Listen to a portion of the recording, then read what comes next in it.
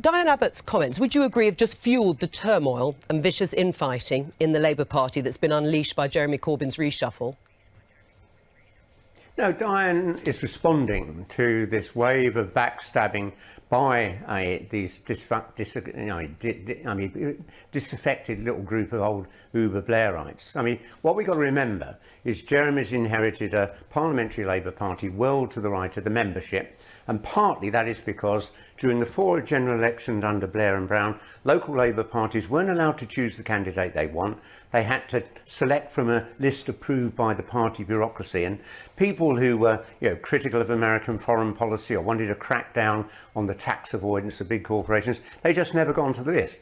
And what those MPs can't now do is say we've got a right to override the wishes of the party membership. Right, but hang on a second, you've called them disaffected Blairites. This is not about policy issues particularly, this is about personal insults. I say again, do you not think her comments, which were proved to be wrong in terms of accusing Jonathan Reynolds of being a former special advisor who'd never worked anywhere else, is just fuelling the sort of tone and language you've just used there?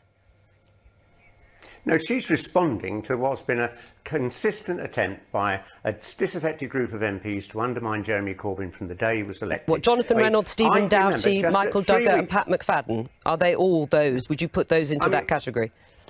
I would put them all in that category, because if you look at it, we've had all these leaks. They haven't come from Jeremy Corbyn's key advisors. I mean, we were being told I was going to be made a member of the House of Lords and I'd be in the shadow cabinet. We knocked that one on the head. But I met some of his advisors over the last couple of weeks, and they were really distraught at the amount of time they were having to waste dealing with all these leaks to the press about how Jeremy was going to have a revenge reshuffle in which anyone who voted for Syria would be sacked. That turned out not to be true. And all that these people are doing is allowing the Tory press to go on endlessly about these conflicts within the Labour Party, rather than focusing on the economic alternative that John McDonnell and Jeremy are proposing.